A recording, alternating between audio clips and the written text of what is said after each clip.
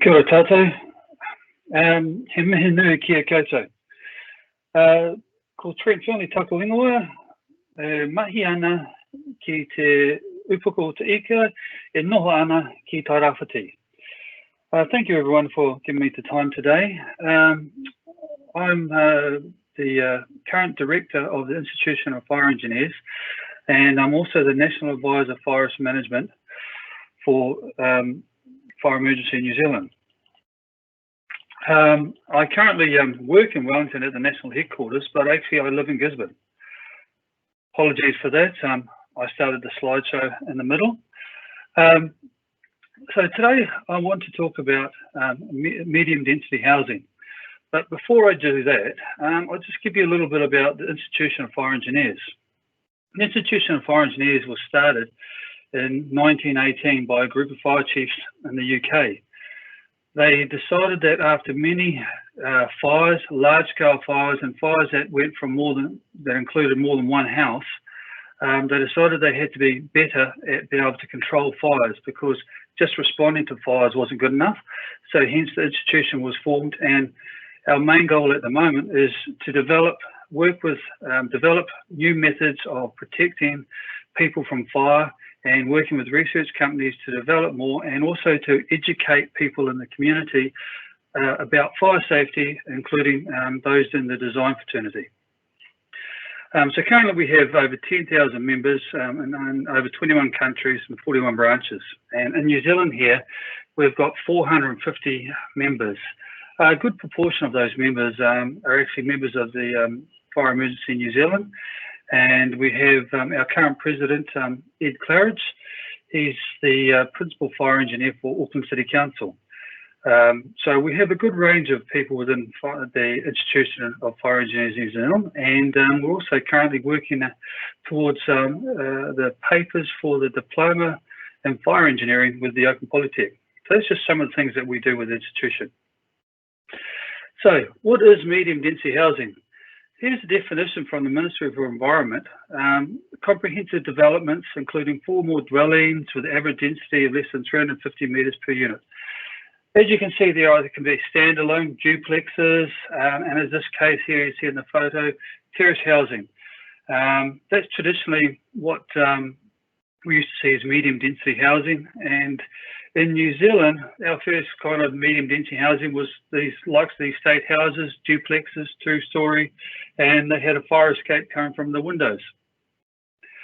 There have been many studies, and brands and MB have come up with their more definition, which is 1- and 2-storey attached houses, duplexes, triplexes, semi-attached terrace houses, 2- to 4-storey attached terrace houses, and 3- to 6-storey apartments. So those are the kind of buildings we're coming under today, and they're all residential buildings, and they're single, they're owned, and they're not under a common ownership. They're individually owned.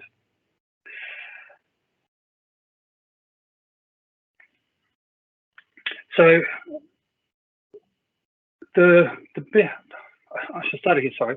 So one of the reasons why we've gone in New Zealand, going back towards the duplexes or the multi-unit dwellings, is because of the population increase and the amount of land that we have. People want to still maintain living within the urban city limits, and so we've had to do a lot of infill and housing, of which the traditional 1 quarter-acre block with a single house is almost a thing of the past unless you live out more in the country lifestyle. So all of those 1-acre blocks, quarter-acre blocks, sorry, in the inner city have now got 4 to 8 to 12 houses on that same size block. The floor area now, as you see, has dropped down to 350 square metres and just going up. So we've kind of condensed everything now down into it. There's a lot of benefits for that, which we'll talk about a bit later. And there are a lot of good designs that have gone out there, and a lot of people now have been put into homes where they're closer to their work, closer to amenities, and are more affordable. Here we see is one of the types of complexes that has been proposed. But you can see it's a range of 2, 3-story, 4-story, 6-story places, all on the same kind of block area. And you can access it through various driveways, walkways, etc. One of the things though, that this does look appealing, it looks pleasant, it's a lot of nice landscape, by the look of its easy access, but is it? One of the questions that has been often raised from a fire and life safety point of view is access for fire brigade. So can the fire brigade easily access some of these places? If you look at the centre place closest to the swimming pool area there, how quickly can a fire service actually access that place? We'll talk a bit more about that later. And then also evacuating your property. Because the property is now so close together, the radiated heat, the transfer of fire from one building to another, that could possibly affect it. And so when you're evacuating your place, do you have to go past another place to get to a place of safety? Those are some of the considerations that I'm going to be talking about later. And additionally, parking. So parking, not only just for the fire appliances, but I mean, there's parking for your own place, but what about your visitors? Often that's something that's kind of overlooked. We put a minimum amount of parking for the visitors. There's no parking on the street. So people tend to want to park illegally or park where they think it's okay, but it's actually blocking access for other vehicles. So before I get more into detail about this, let's just take a few look at a quick fire facts. From 2009 to 2019, we have in New Zealand, and just in the residential house fires alone, I'm not talking about any commercial properties, hotels, etc. Just in residential house fires, we've had 35,340 house fires. So we've had quite a few. And of those, 20,212 of them didn't have smoke alarms. Fortunately for us, with the building code and with the Tenancies Act, new houses now have automatically have to be put in smoke alarms, and those that are in rental properties, the landlords have to provide smoke alarms for them. So that number now is actually going to be decreasing. But one of the things that, even though we make them put them in there when they first get into those houses, the new houses, there's no follow-up for maintenance. We rely on the homeowner and the people to take them themselves. Additionally, there's been 106 fatalities in these houses. So over the years, we've had 106 fatalities, 1,118 injuries. So a lot of people have been hurt in those fires as well. And you'll see there in the graph, I've just put at the top 4 areas, I haven't included all of the areas where the fire starts in houses, but as you'll see there, 33.5% of all residential house fires started in the kitchen. And that's quite a big fact, and just please keep that in the back of your mind as I go through the presentation. So when we're designing these medium density housing complexes, terraced houses, etc., we just have to meet the minimum fire safety requirements. And sometimes from a pure fire perspective, or a fire life safety engineer's perspective, the minimum requirements isn't necessarily the best requirements. And unfortunately, the amount of designs that I have seen throughout my career is people are trying to push the envelope as in only just reached the minimum. So they're starting from 0 and only just want to reach the minimum, rather than seeing the minimum is where I should start and I should be actually increasing, maybe putting some additional stuff in there. I don't have to, and that is the problem. I don't have to do it, so therefore I won't do it. But is that really the best philosophy? And that's something we're going to explore here in this presentation. So the presentation I'm going to show you has a whole lot of different buildings and complexes, and they all meet the minimum fire safety requirements. So they've all been passed by councils. So I'm not going to talk about the quality of the design. What I'm going to say is that is the minimum fire safety standards, fire safety requirements, the best. So as you can see, the ministry has put out the building performance, and there's various different ways you can meet the minimum requirements, acceptable solutions, the verification methods, and by alternative solutions. The path of least resistance is the acceptable solutions, and that's in New Zealand is what we call CAS1. And that is the easiest way that you can do to make a design and it's a compliant design that'll pass your code compliance certificate or pass building consent. So majority of designs are based on CAS1. So today's talk is just going to be about CAS1.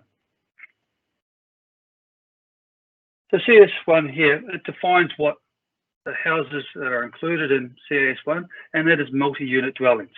And as you can see from the diagram on the right-hand side, that the multi-unit dwellings could be either one house above another house, but only two houses one above each other, or they could be up to 4 levels single terraced housing.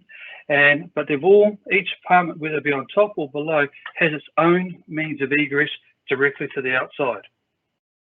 So you don't share the egress to get outside of your house. The minimum requirements for smoke alarms, is what we call a type 1 smoke alarm, which is a battery-powered smoke alarm. That is the minimum requirements that you have to have. And there'll be one should be on at least each level of a household unit or each habitable level. And within and in sleeping spaces, smoke alarms should be either located in every sleeping space or within 3 meters of a sleeping space door. So in other words, if it's in the hallway, you can put it in the hallway as long as it's within 3 meters of the bedroom. But unfortunately, is that the minimum requirement? Is that enough? That is not what fire emergency tell us. And also another clause that is often forgotten is that, as you see there, the CAS1 refers to the acceptable solution, which is F7AS1, which is the sound of the alarm. So it also has to be 75 decibels when measured in the sleeping position. So at the bed head, it's got to be 75 decibels. Often that's one that's overlooked, and when people place smoke alarms, especially if they've got a huge master bedroom, the smoke alarms in the hallway, can they actually hear it at the bed head? That's one thing that, like I say, is often overlooked. And in the Residential Tenancies Act, once again, it replicates in there about whereabouts the smoke alarm shall be. Fire Emergency New Zealand recommends that there is one in every bedroom, one in the living room, and one in the hallway to the bedrooms. So in this particular style house, the minimum requirement is 1. Fire Emergency New Zealand recommends 5. So there's an additional cost there of putting them in there. But we'll talk a bit more about that later. So, and one of the reasons, I'll say this, going back to fatalities, one of the reasons we recommend that there's a smoke alarm in every bedroom is part of a lot of campaigns is close your door at night. So closing your door at night prevents a fire from that's happening in the living room there or in the kitchen from going into your bedroom. It slows down the process. It gives you time to be able to get out of your bedroom via an alternative means of egress.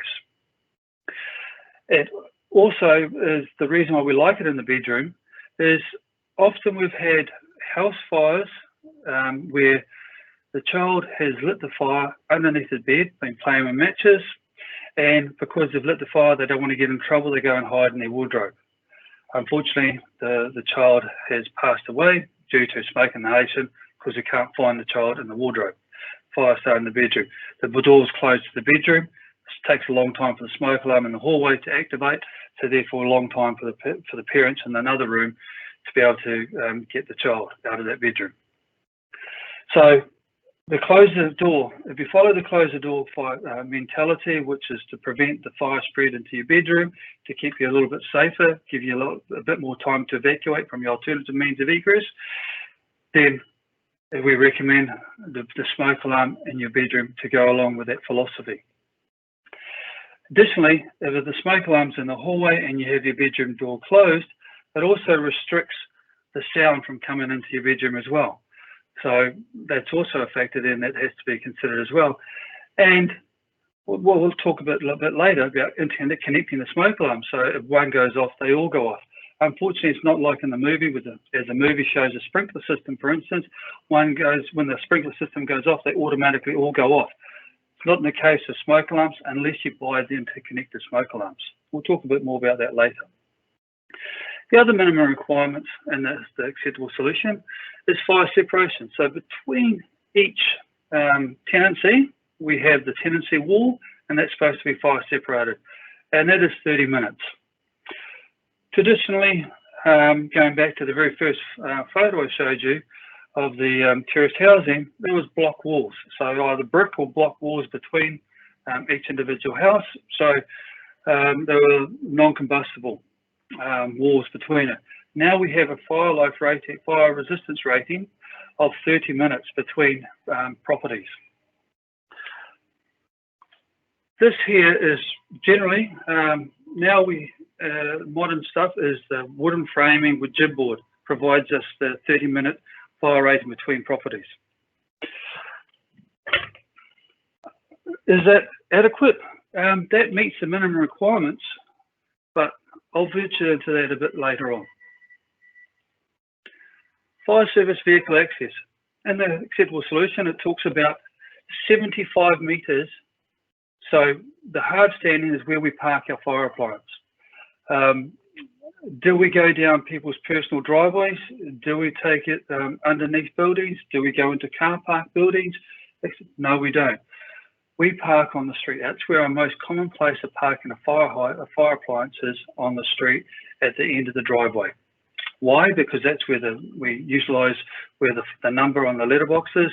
That's a lot of fire emergencies publication is a safe meeting place is at the letterbox. That's at the end of the driveway, so therefore we know where the people are. So from where we park the appliance, 75 metres from where we park the appliance to anywhere within inside the house is where we've got to meet for our hose run distance, except if there is a sprinkler compliant with 4515 inside that house. So we don't have to meet that requirement if you have sprinkler protected property. 75 metres. A lot of people have said, well, why can't we go further than 75 metres? Well, there's a simple fact why we can't go further than 75 metres is the hose is heavy. In fact, when that hose is filled up with water, it's roughly 328 kgs that we have to drag. And we'll go to that further as well. But also, most driveways aren't designed to take 25 tonnes. Some of them are lighter construction, they're only designed to take a normal car. When we turn up to the house fire, especially within an urban area, we turn up with a truck that is between 15 to 25 tonnes, depending on which truck it is and what gear it's carrying. So we also have to have a minimum width for us to be able to access to get as close as we can of 4 metres. Most driveways aren't 4 metres wide.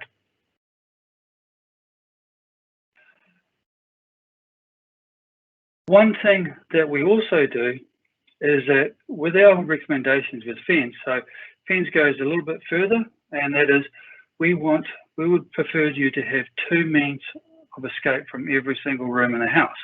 So have a living area in the house, which is your bedrooms, your lounge, and your kitchen. 2 means of escape from those. So the traditional single-story house on a quarter-acre block, you can either go through your front door, back door, go out the window in your bedroom and hop out. Not a problem. Unfortunately now with the 4-level townhouses that are being built, simply jumping out the window is now not a plan. We don't have that option anymore. So now let's talk a bit more about what is out there. What kind of buildings are being designed at the moment? So here's a proposed design. This was on a normal, it's just 2 sections that were combined into one. So 2 normal house size sections combined into one, which generally had only 2 houses on it. Now they're proposing 10 houses on the same size plot. 3-story at the beginning, 3 5-story ones at the front, and 5 2-story ones at the rear. And they've got a driveway going up there, but the driveway is not 4 metres wide. In fact, I think it's 3 metres wide. And is it strong enough to take a fire appliance? Probably not. So therefore, in this situation here, we would probably just park at the end of the driveway. Here's the aerial view of it. So as you can see there, and highlighted in the yellow, is the property itself. Those are the existing houses that are on it, and they've been replaced by the 10 houses that are going to be put on there. You can also see there, and the red lines that go out onto the street, it goes to 3 hydrants. So one of the factors that we have to look for when we're talking about fire and life safety is that when the fire appliance arrives and parks at the end of the driveway, it has to have water. A common fallacy is that fire brigade, fire engines, firefighters turn up with a fire truck and it's full of water. The answer is yes, it does have water on board, but is that water utilised for putting out a fire? The answer is no, not if we're going to be doing an internal fire attack. Why? Safety factor. If our firefighters are inside a building and their water supply is stopped because someone, a truck for instance, is parked on top of the hose running from the hydrant to the fire appliance, and we no longer have water supply, we have an emergency supply, which is the water in the tank. And for our low pressure fire delivery, which is most commonly the one used, that allows us 3 minutes emergency time. That's 3 minutes for be able to withdraw our firefighters from the house that's on fire to a place of safety. You may think that's a long time, but I can assure you when you're inside a house fire, you don't know the area, it's pitch black, you're crawling below smoke. To get out from where you are, possibly on the 4th story, to get outside, 3 minutes is not long enough. So when we're looking at this particular property, you'll see where at the front of the property where the car's parked on the road, that's where that's where our fire appliance will be normally parked. And as you can see going down the property, it's almost 62.5 metres down that property, and we're not even at the end of the property. So when you think about our hose run distance, which is 75 metres, going to the last property, we're going to be stretching for that 75 metres. Also, when we turn up, before we can actually go into a fire, we have to have water. So, like I said, the water in the fire truck is for emergency purposes, so we get it from a hydrant. And to be able to get it from a hydrant, we've now got to run from the appliance, as you see there, minimum 39 metres, depending on which one we see first, to a hydrant to get water. So we've got to run there, ship a standpipe, take the hose to the hydrant, connect it to the hydrant, connect it to the truck before we actually have water. And generally speaking, that's only one person in that job. The other 2 people are laying out the hose, 62 metres, laying it all the way down to the front door of the house that's on fire, and then putting their BA sets on, getting ready to make entry. And meanwhile, the 4th person, because there's only 4 people in the fire truck, the 4th person is the officer who's actually assessing the situation and doing what we call a situational awareness check of the whole property. So he's basically the safety officer, makes all decisions based on his assessment. So we got some work to do beforehand. As you can see here, here's the layout of it. So you can see the 70-metre hose run distance goes back to the unit K at the rear. And we've now only got 5 metres within that property, roughly 5 metres within that, to be able to reach all parts of that building. Fortunately, it's not a very long, wide property, and the stairwell can be accessed quite easily. But once again, it's pushing it right to the maximum of whereabouts the 75 metres can go. And perhaps when they do the design, they may have said, as you can see in the driveway, it's a bit wider at the front, they can park on the first part of the driveway. As I said, fire emergency general practice is where they park will be at the end of the driveway, not going down the driveway. Because we don't want to get trapped down a driveway where perhaps the fire is spread from one place to another and now a fire appliance is parked too close to a building. So when we get inside one of these places, is it easy enough for a firefighter to be able to do their work? As you can see there in the left-hand picture of Unit E, you're going through the front door, then you've actually got to make your way to the rear to go up the stairs to the next level, and then come to the front, go up there to bedroom 2 at the top. So now just imagine you've got 328 kgs of hose laid out. You're only going to take the last bit of hose into the house, so that's 40 kgs. Plus the average gear that a firefighter carries is between 40 to 60 kgs worth of firefighting equipment. That's his BA set, that's his extinguisher he sometimes carries with a hose, that's an axe in case he needs to break into something. So the additional equipment that a firefighter carries is up to between 40 to 60 kgs. So he's now taking 40 kg of hose on top of that through the building. And he's got to make their way up to the bedroom on the top floor, because that's per se where someone's trapped up there. We go further to the last one on that not the rear unit, but the second to last one, which was this one. It's a 2-story one. Once again, you've got to go to the rear of the unit to get to the stairs and come up. So imagine, as I said before, the most common place, 33.5% of all fires start in the kitchen. So we can't even get to rescue the person if the fire started in the kitchen. We're now dealing with the fire first rather than dealing with trying to rescue the person. Our first objective in firefighting is rescue, is to save lives. Second part is the property protection. But as you can see here, we're going to have to fight the fire to be able to get to the people. Here we look at, this is actually one of the case studies that was done by a ministry back in 2011 on medium density housing. You can see there Chester Street East in Christchurch, with the house laid out in the complex like that.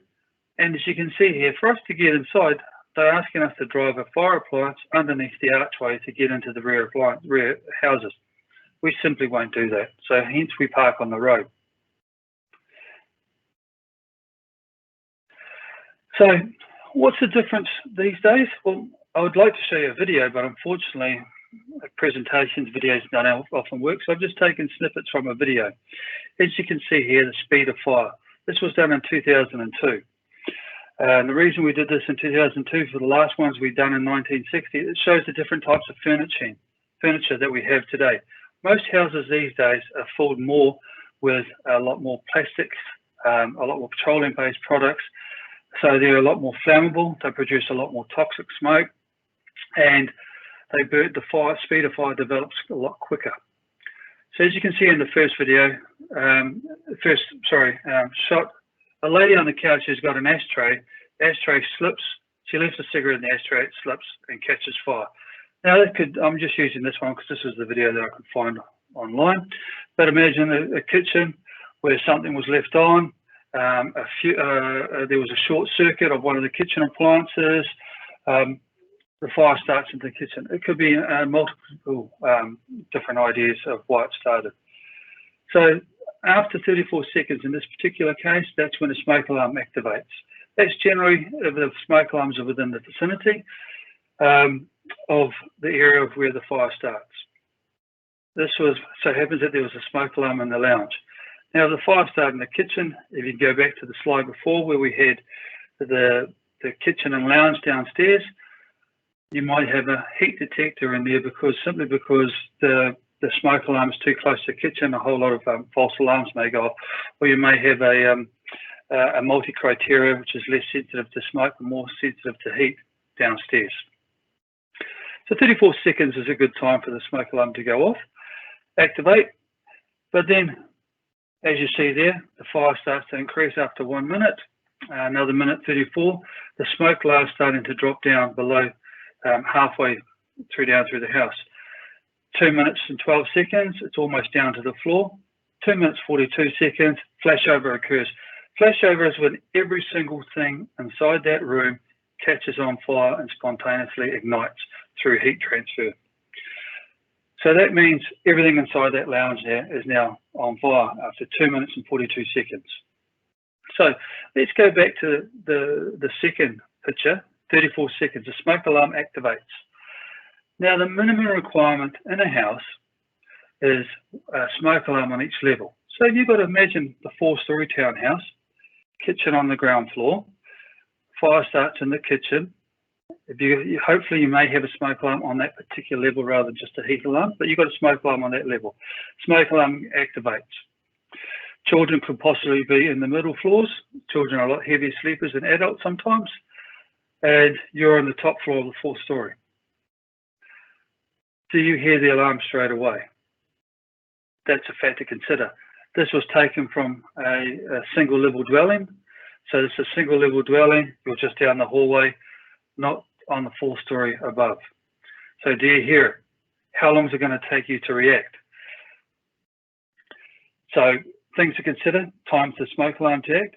Can you hear it in the bedroom? Remember, 75 decibels at the bed head is enough to wake you up. But now this is 4 stories below. Can you hear it? Because they're not interconnected. Time to alert the rest of your family. So now you've got to go and alert the rest of your family. So you being the parent, you have the children, you've got to alert the rest of the family, wake them up to get them out. That's time taken for you to go downstairs, go into their bedrooms, wake them up and collect them. And you may be now a minute and a half into it to 2 minutes. Can you start making your way down? The smoke's starting to come up the stairs, the smoke has dropped down. 2 minutes, 42 seconds, you're not going to be going downstairs to get out of the fire. How are you going to get out of the place now? You're upstairs, no other doors, because there's only one means of escape, is down through the front door. Or if you're lucky, you may have the back door which goes onto the courtyard. But these days with our terrace houses, the courtyards are all enclosed and fenced. You can't get out of your backyard generally without having to climb over a fence. So you have time to be able to do that. So that's factors to consider. As I say, I'll go over them again. Time for the smoke alarm to activate, time for you to be alerted in the bedroom, time to alert the rest of your families, time to evacuate from upper floors. So, and an alternative exit. Do you have one? So like I said before, now other factors consider from Fire Emergency New Zealand's point of view. Time for them to receive a 111 call. Because this is just a residential house, the alarms aren't automatically connected to the fire brigade like some of the commercial premises are. So we've got to actually get a 111 call to be able to respond first. Then once we receive the call, we've then got to process it and respond to fire plants, all three. Our national target is to be able to get to you within 6 minutes and 30 seconds from anywhere within an urban area. You may think that's quite quick, but it is actually quite a long time, especially when you consider 2 minutes 42 seconds for a room to flash over. So 6 minutes 30 seconds for us to get there. Time for us to get to work, for the firefighters to get to work. Like I said, they've got to find water, got to set up water, and they've got to set up the deliveries or hoses prior to entering. And as you can see in the top photo there, the hose that they're carrying is a 70mm hose. Like I said, they have 3 lengths of those and one of a 45mm to be able to take into your house. The reason being, the 75 metres. We have to have the 75 metres. Like I said, 328 kgs and only 2 people carrying that hose. So they lay it out first without the water in, then they charge it, but the hose must be charged before they actually go inside the house. Why? Because if you go inside the house with no water and you walk into a building that flashes over, why? Because you've just opened up the front door and allowed all that oxygen to go into. You've now provided oxygen to, could have been to a starved fire. You've now created a big fireball. So you need to have your hose with you. We've got to start up our breathing apparatus. So we've got to be able to have our breathing sets on our backs, have airflow into that before we go in there, and then we make entry. And that may be, it's a locked door, so now we've got to break our way into the place. Why do we have to have such a big fire hose going into that? Because an unvented or partially vented fire, that is, an unvented one is where windows haven't broken, there's no doors, so the fire is contained within the property, inside the internal walls of the property, hasn't broken out from the internal to the external. We need at least 440 litres a minute to be able to fight that particular fire, to be able to produce enough flow to control flashover.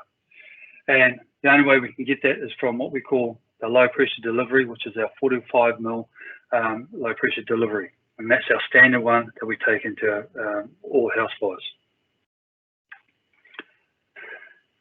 And as I said before, when we turn up, we don't bring a little car, we don't bring a little ute, we actually bring the fire trucks. The 2 common ones that we bring that will turn up to your place, so the first fire appliance that will turn up to a residential house fire in an urban area, are these 2 on the right-hand side. Our Type 3 and Type 4 appliances. Type 4 one below was designed so that it can make, it's got a 17-metre ladder on top of that, so be able to get, to make sure that we can access the 4-storey townhouses. That's good, but can we actually get to park in front of that townhouse to be able to get to that window in the upper floors? When all these townhouses built in complexes where we can't go down the driveways of the complex because the roads aren't big enough or wide enough, we can't get there, so it utilises our ladder ineffective. If we go back to the first photo that I showed you, the one with the terrace houses facing the street, we can get to every single one of those ones from the street with that ladder. not an issue. But when we go down to the driveways, into these complexes, that's where access is a lot more difficult for us. Therefore, we have to utilise the ladder on the first stroke, which will take us up to 3 stories. So distance to the house side. So distance from the fire appliance to there, where we talked about the 75 metres, talked about the height of the property, what the issues are, and the complex is often like a maze. So if you saw the complex layout that I showed you at the beginning, that's a maze. How do we know which one it is? Generally speaking, it's unit 24 of 75 John Street. Unit 24, whereabouts is 24? We don't know. Unlike apartment buildings or hotels, they have a fire alarm panel with a display which shows us whereabouts the room is or which level it is. We don't have that on these new medium density housing complexes. Obstacles. There's often rubbish bins in place. People have their outdoor furniture. They don't like to just keep in their own property. They like to bring it out. There could be other people parked there. Gates. A lot of them now like to be gated communities. Do we have access to the gate? Is it locked? The keypad. How do we get inside that complex? We've got to start, before we can even get to the person's house, we've now got to try and break into the complex. That's another issue for us. So now we look at the whole thing. What we used to have before we got into the medium density housing, we used to have 2 means of escape from every place. We had the front door, the back door. We had 2 means of escape from a bedroom, from a single level dwelling. When we had our first duplexes, estate houses, they had escape ladders from the upper story. Entrance adjacent to the front of the property. Most of the time you could see the front door from the road. You had easy access to the front of the house. Good separation between properties. Like I said, the 1/4 acre section, you had 6 metres between houses generally, 3 metres to the boundary. Now houses are built on the boundary and we've only got a 30-minute fire rated wall between them. Means of escape directly to a safe path. What I mean by that is when you look at that very first one, you come out of the terrace housing, and if your property next to you is on fire, you can go in the opposite direction. Some of these now, like I showed you, the grey building, which is down the long driveway, if your property is the second or third one that's on fire, the people at the back properties or the house next to you, to get to a place of safety, they've got to go down the driveway and out onto the road to a place of safety. Now they've got to go walk past the fire. They've got to walk past the adjacent property, which is on fire, and the radiator heat gets out. Now, in some of those particular ones where they don't actually have driveways, they just have walkways because they're not allowing for vehicles in there because they want to maximise the space, or the vehicles are parked on the road or parked in a parking space area. Well, then you've only got the walkway. And is that wide enough to protect you from radiator heat? Now, fully involved house fire, you're producing quite a few megawatts of heat that are coming out of that property and straight onto the walkway. So now what we have, most of those 4-story townhouses, single means of escape. We can't get out of the bedrooms now and climb down a ladder. The ladders aren't there. There's multiple houses on these sections now. As you saw before, 10 houses on 2 sections. Buildings within complexes, like I showed you on that master plan. A whole lot of different buildings within that complex. Access via long driveways, pathways, increased toxicity of fires, more flammable products, increases the speed of fire. So that's what we've got now. Advantages. There are a lot of advantages of having these medium density housing. More livable space, floor space per section, construction costs less due to the bulk purchases, bigger profits for a section for developers, more affordable housing for homeowners, more housing closer to amenities, closer to your work, etc. A lot of good advantages. Disadvantages. Because the minimum requirements, standalone smoke alarms. We haven't changed our philosophy. We may have put smoke alarms in now, but we haven't changed our philosophy to say, look, we've got multiple levels, we want them all on different levels. How can we hear them all? Let's interconnect them. Let's get the modern technology where they mandate that they both should be photoelectric and ionisation combined, or multi-criteria smoke alarms. No, we just go for the minimum, which is a standalone battery smoke alarm, which you can buy for Bunnings for $5. Is that adequate? it meets the minimum requirements. Once again, should we have interconnected and hardwired? That's the difference. If it was in a hotel complex or apartment building, big apartment building complex, designed under CAS2, then they would be. We'd have a Type 5 system, which is interconnected smoke alarms, but you'd have a hush facility for in turn for one apartment. People evacuated from adjacent houses now have to pass the house on fire. We've discussed that. Single means of escape within a house. You've now gone back from when FENS, for all our promotional material for FENS, used to say, get an escape, 2 means of escape from every living space in your house. We don't have that anymore. As soon as we leave that first level, we've only got, from the ground level up, we've only got single means of escape. Evacuation passes through the most common area of fire starts. To evacuate from that house, because that backyard is often enclosed now, you can't get out from the backyard, there's no gate into it because it goes directly into another property, we have to pass through the kitchen to get out. As you saw in those designs that I showed you before, all of them went into the kitchen. So now we have to escape through, where 33.5% of all fires start in residential houses, we have to evacuate through the fire to get out. So it closes off our evacuation. Smaller footprint, but same amount of combustible area. So you think, well, these smaller homes, are they smaller? No, they may be on a small footprint, but they've actually got the same size, they've just gone vertical. So we've still got the same amount of combustibles, but in a smaller area, more tightly compact. That means the size of the fire is still going to be there, and we've got a 30-minute wall, jib wall. Is it a non-combustible wall that's going to be there like the original brick concrete block walls that used to be? No, it will actually be able to be burned through there. So is the minimum enough? That's my question I pose to you. Recommendations, like I said, I recommend interconnected smoke alarms hardwired for early warning. We want to be able to give you the maximum amount of time to be able to get you and your family out of one of these residential homes. Second means of escape. This is a big question that's in my job as National Advisor Forest Management for Fire Emergency New Zealand. It's the biggest question that's asked on our websites, our social media sites, is all your advertising states a second means of escape from every livable room in the house. I'm in a townhouse on the 3rd floor, that's where my bedroom is. How do I have a second means of escape?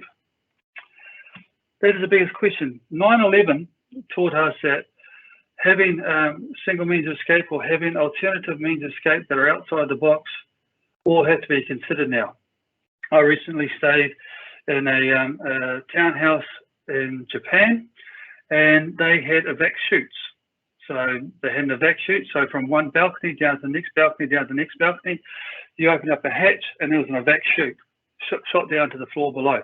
You can have attached to your window, built into your window, you can have an evac ladder. So it's not seen, it's part of, you can't tell it's there, but as soon as you open up your window and built into the windowsill is an evac ladder. You just pull that out, it drops a ladder and you can climb down there. So therefore, aesthetically, it's looking pleasing. You don't know that there's a ladder there, but there's a secondary means of escape. So we have to start thinking about those for fire life safety. We've saved money, we've increased our profits, but we've increased our profits. We've given the cheaper house to people, but we haven't increased the fire and life safety of that property. We've actually decreased the level of fire and life safety. Home sprinkler system. A lot of people say, well, that's expensive. There's other factors to consider with that. Well, as in Auckland, as we've seen over the summer period just been, a lot of water shortages. So be sustainable and environmentally friendly, why not have an on-site water tank with a variable speed pump that can be utilised for the garden, the gardening of all those homes there on that particular site, but also has a reserve in there for the sprinkler supply for a house. Now, remembering that when we design these complexes, we design for one fire, which means one house. So therefore, the reserve has to only be for the sprinkler system for one house and the firefighting water. Firefighting water can be on the street because that's where the hydrant is. So we just need the reserve for the sprinkler. but then has multiple offshoots of that. It's environmentally friendly. We've got water during water shortages for the gardening and etc. So that is actually now a good selling point.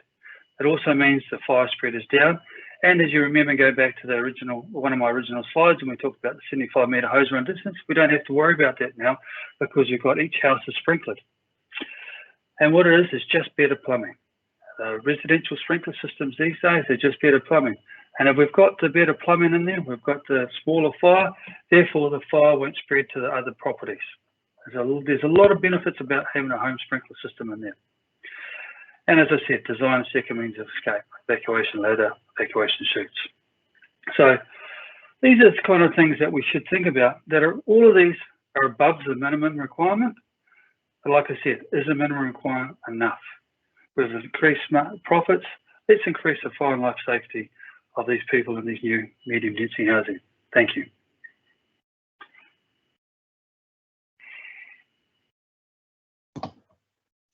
Thank you for that, Trent.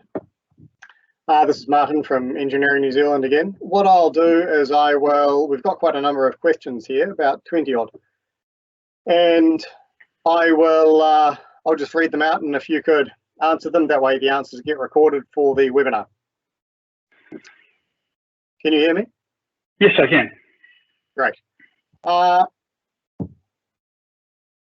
So the first one is, you mentioned that most fires start in the kitchen. Why not have heat detectors in the kitchen? I'm assuming that he means, or they mean as part of the code. Yes, the code says smoke alarms. You can have heat detectors in the kitchen as well. Yes, you can have that. Is it a requirement to have them? The answer is not a requirement to have heat detectors. It has smoke alarms.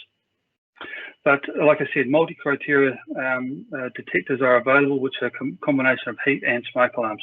And the one in the downstairs, you can decrease the sensitivity of smoke if it's close to the kitchen, and increase the sensitivity of heat. Thank you.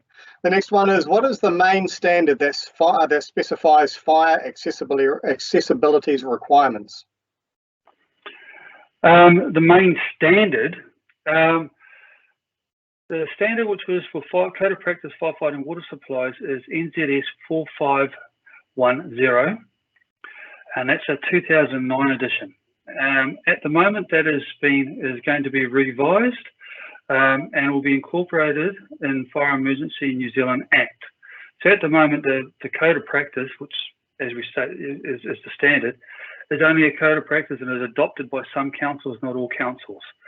When it gets modified and updated and incorporated in Fire and Emergency New Zealand Act, then it'll be part of the Act, which will be part of law. For more information about assistance with your fire emergency operations and access, you can go to the Fire Emergency New Zealand website, and we have designer guides for designers developing properties, and we have a lot of design guides there to assist you with access and firefighting. Thank you. Now, the next one is, you talk about a 75 metre fire hose run length from the appliance parked on the road to the house. Why is this not covered in SNZ/PAS 4509?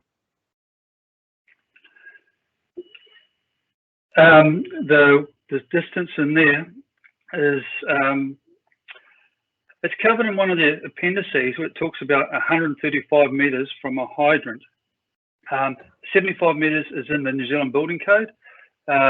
It's stated in there with the acceptable solution CAS1. You will see the pictures at the back in the appendix. I think it's E or F, I'm not sure, off the top of my head. It shows how we measure our distances. And but 75 metres hose run distance comes straight out of CAS1 and the building code. And this is one that, as a civil/structural engineer, I find quite interesting. Why do we ask the civil engineer to design site driveways for trucks and provide hydrants on the property if FENZ policy is to park on the street? Good question.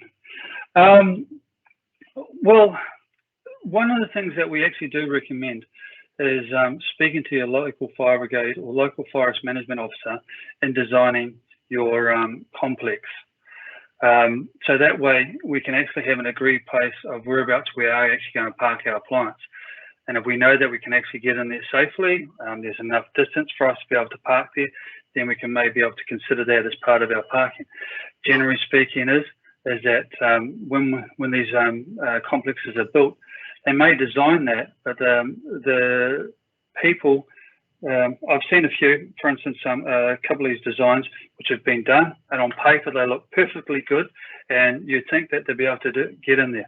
But unfortunately, the turning circles are not able for our fire appliances. Secondly, they don't envisage visitors parking or households having more than one vehicle. So that then narrows the gap about where we can get our fire appliances through. And you've even seen in multiple newspapers articles where the fire appliance hasn't been able to get down a street because of the narrow width of the streets. So why? Because generally speaking, we've never been able to do it, and our standard practice is we've got to put our appliance in a place of safety in case from radiated heat from a fire. We don't want to get too close to the fire, and we don't want to be trapped where we are. Thank you. Now, sorry, I'm just reading through the next one. The hose run. So this is coming back to your first example. The hose run exceeds 75 metres to the furthest point in the building, 70 plus 13. Is this achievable? What options can be taken if the drive is existing? Okay, and I think that's a separate part. So what options can be taken if the drive is existing and only 3 metres wide? In that particular instance, if the driveway is only 3 metres wide and it's exceeding the 75-metre hose run distance, sprinklers. That's the option you have, is to put in sprinklers within that property. It's the cheapest way to be able to overcome that. Additionally, you can have a private fire mains that goes down there. It's a pressurised system from a fire pump, but you're looking in excess of $20,000, $30,000 just for that system they put in, more like $50,000. So whereas a residential sprinkler system is between $6,000 to $15,000. So, and if you're doing multiple of those on the block, it's a lot cheaper. And what is the status regards mandated use of fire retardant foams in New Zealand? Fire retardant foams in New Zealand. If you go to the Fire Emergency New Zealand website, they have a whole list of a big page there about fire retardant foams at the moment. All fire retardant foams that are carried by Fire Emergency New Zealand at the moment are all compliant foams. All our old stock is now being removed, and all the foam that we have now is now fully compliant foam. Great. What is the response time for rural areas? So you've got 6.5 minutes for urban.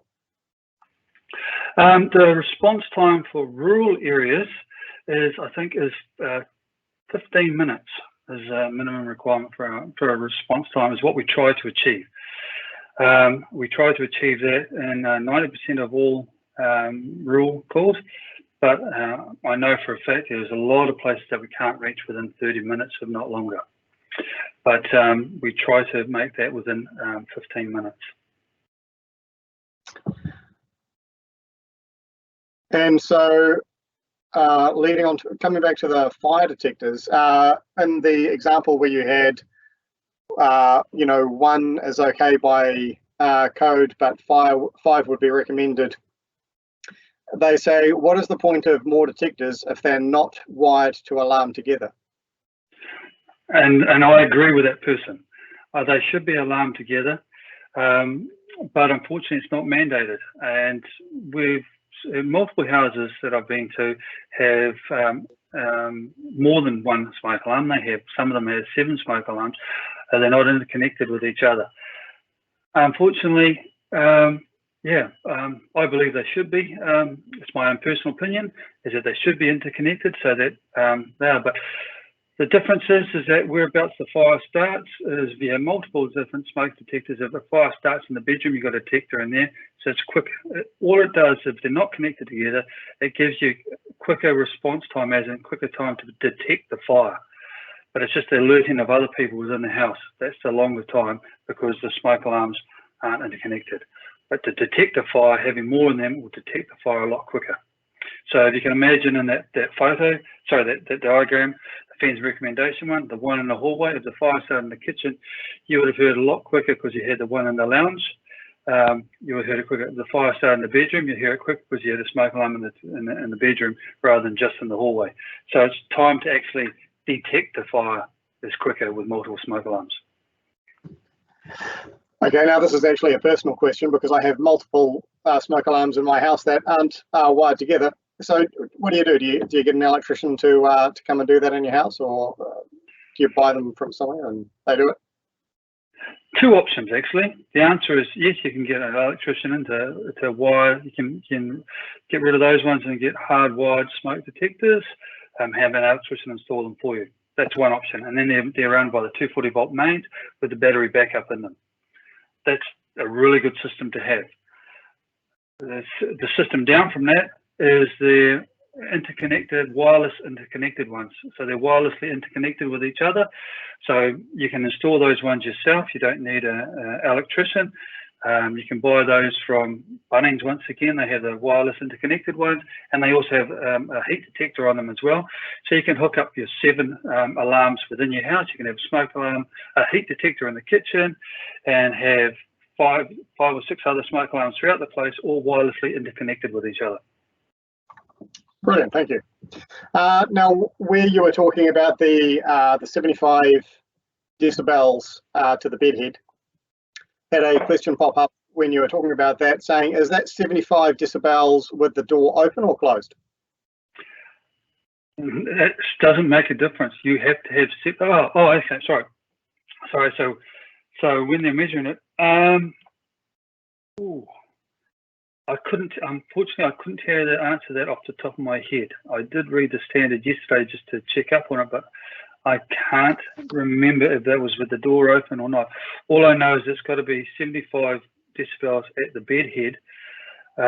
So if you place it in the hallway, if the door is, I think it's with the door closed, it's still got to be 75 decibels.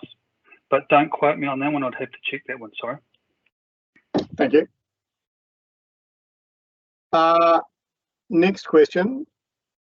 If it is the Fire and Emergency New Zealand perspective that the New Zealand Building Code is deficient, how are they addressing this with MB? Today I'm speaking on behalf of the Institute of Fire Engineers. Where Fire and Emergency New Zealand has put a submission into New Zealand with MB, stating their view on the building code, but I'm not going to talk on the fire emergency perspective at this stage. I'm just speaking on behalf of the Institute of Fire Engineers. Okay. Now it says the floors, someone said the floors inside the house do not have to have any fire rating.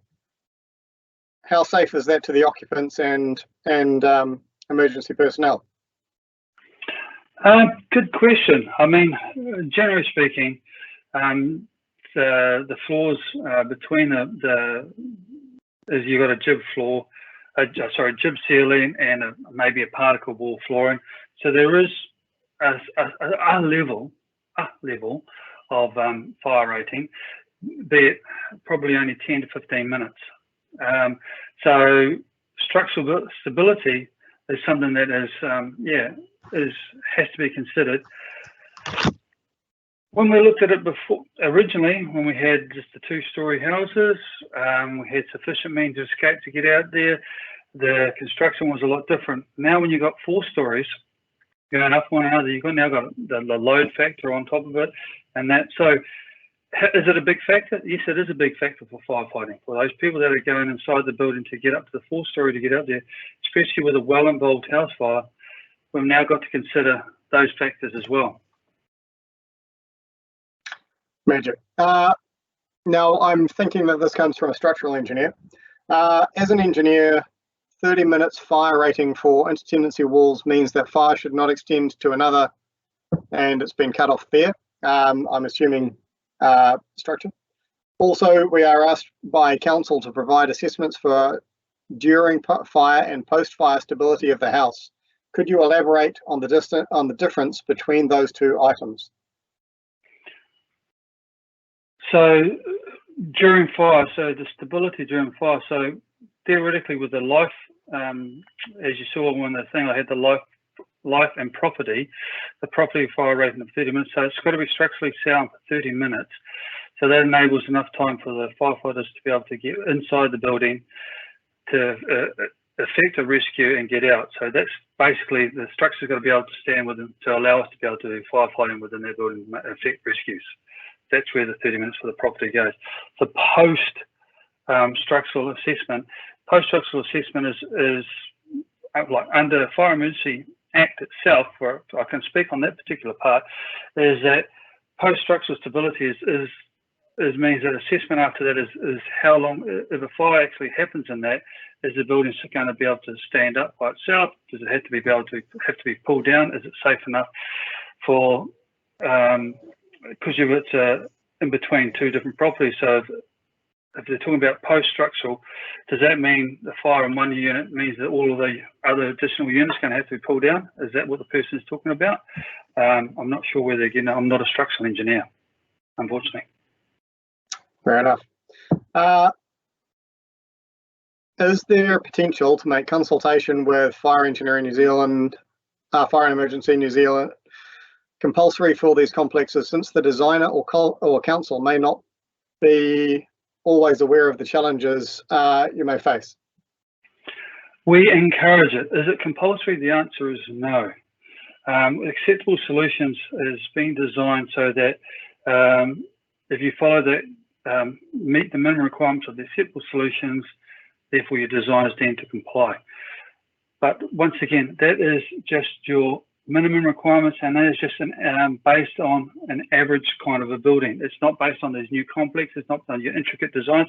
Architects have some amazing, some wonderful designs that they do, but they don't all fall neatly into a box, if you know what I mean. So they're not all the same. And this is just a one size fits all kind of thing for the CAS. So is it compulsory? No. Would we like you to on these more complex ones, these developments? Yes, the sooner you talk to us, the sooner we have these kind of conversations between the local fire risk management officer and the developer and the council, etc., and you're all on board, the kind of better solutions you come up with, and solutions which could actually possibly save money in the long run, make all parties happier. Yeah, so those kind of things, that actually there's a lot of benefits to be able to talk to them. But is it compulsory? The answer is no. This is an interesting question. Is there any New Zealand-based data on the added value of home sprinkler systems for small and medium density housing, i.e. reduction in property damage / loss reduction and fatalities or injuries, etc., compared to, say, better smoke detection and higher levels of fire separation? Very, very interesting question. There was a paper done way back in the early 2000s, when late 90s and early 2000s, there was a lot of work done on that was when we first started talking about having the residential sprinkler system NZS 4517. There was a lot of work done pre that on housing, the benefits of residential sprinklers. So yes, there was a paper done. Was it done in mind of medium density housing? I do not think it went right into detail on that, but that actually would be an interesting study on that. And I'm sure that the insurance companies would actually be interested in that as well, whether the property loss and etc. Costs involved. But I have not seen one recently on that. The answer is so.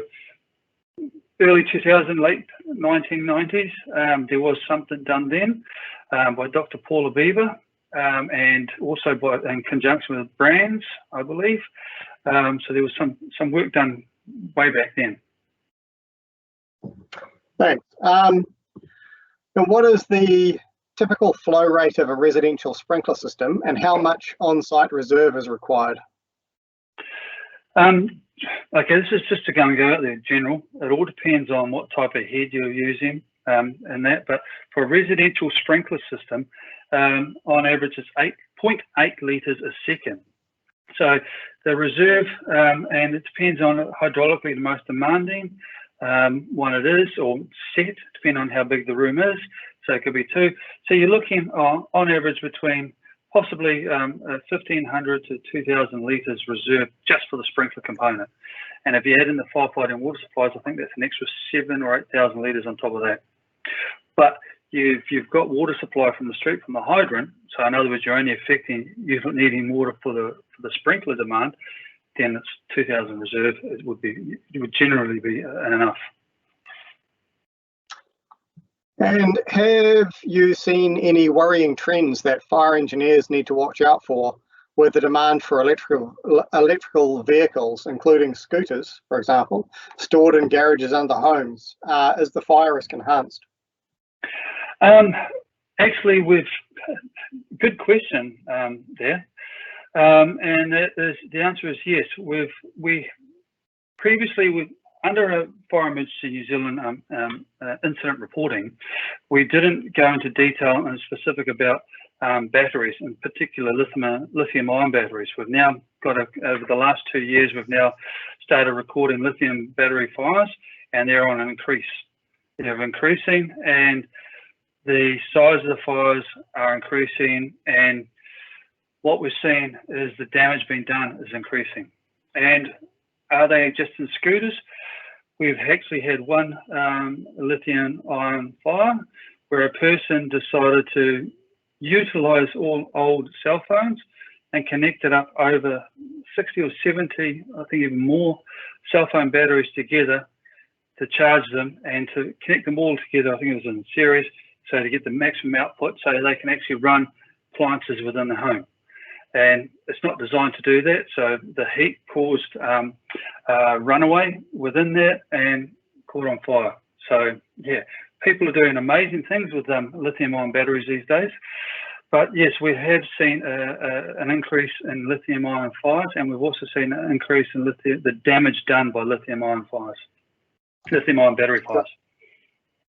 Now, a couple of people have come back and said that it is 75 decibels with the door closed. Excellent. Response to that question. Now,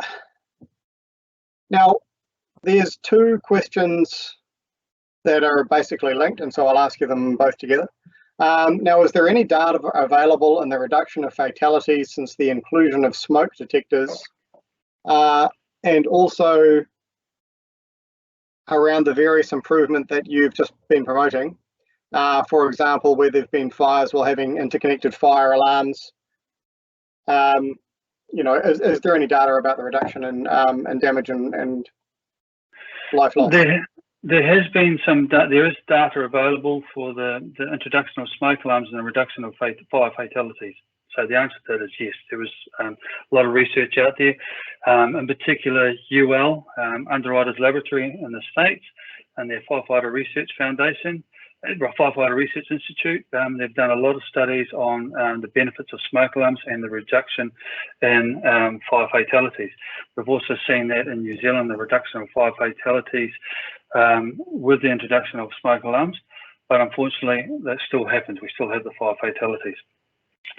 And the second part was the cost benefit, was it? Did you say?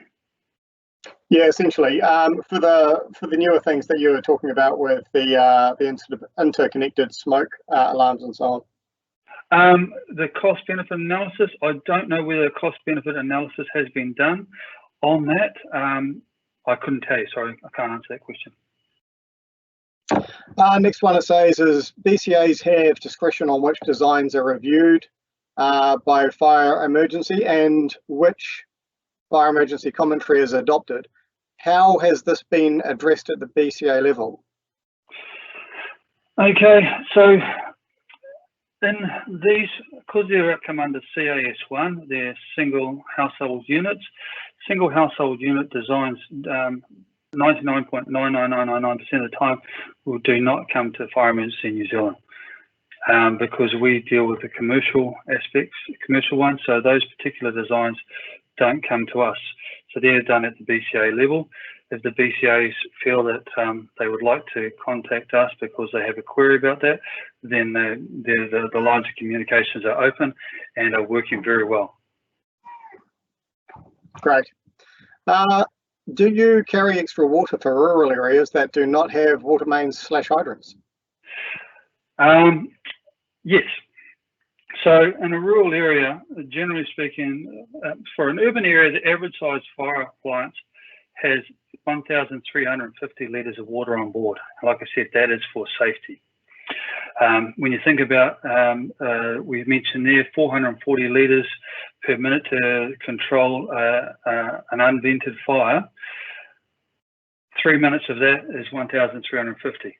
That's what we've got on board our tank and inside our fire appliance.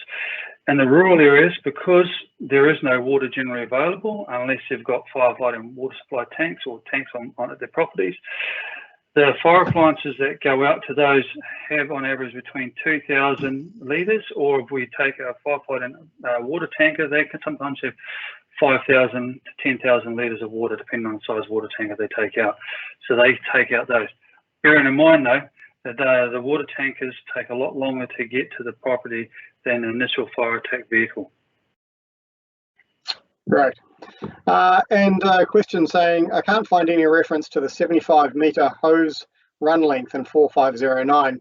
In fact, a figure in the appendix shows 115-metre length from the appliance parked on the road to structure and being code compliant, which is figure L2B, apparently, of the code, requirements for the location and spacing of fire hydrants.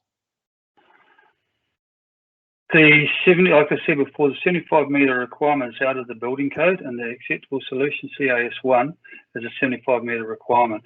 The appendix at the back is a reference. Unfortunately, I don't have that particular reference open with me at the moment.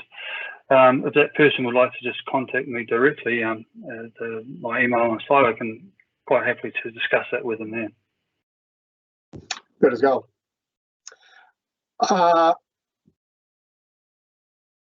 Now with this is moving slightly more onto light commercial buildings, but typical precast panels supported by steel portal frames.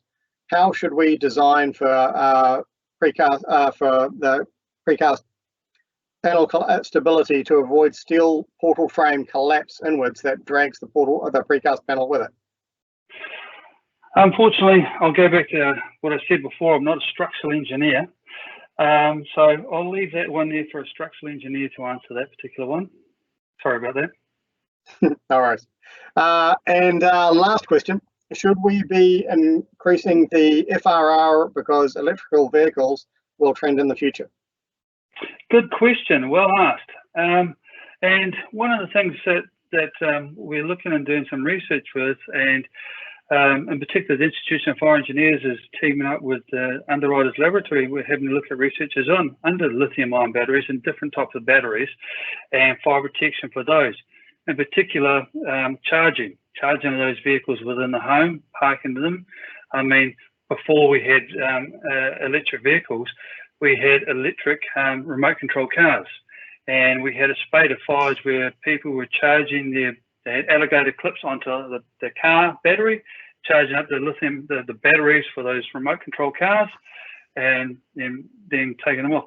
So we had a spate of fires caused by those particular ones inside the garages. So now you imagine putting lithium-ion charging facilities within a garage, etc. Is there any requirement for fire protection between the garage and the house? At the moment, the answer is no. But fortunately, the electrical standard in regards to photoelectric panels and also PV systems, and which will hopefully include the charging facilities that are in the homes, which will hopefully extend to charging electric vehicles, we'll actually have a look at that and have a look at the fire rating with that. I know that Australasian Fire Authorities Council is represented on that committee there as well, because it's an Australian New Zealand standard. That's great.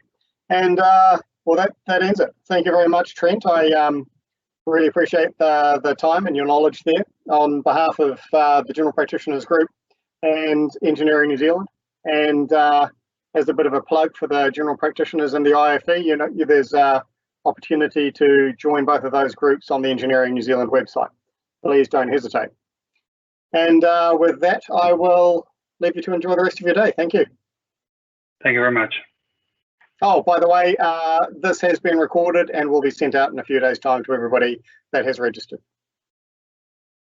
Thank you. Goodbye.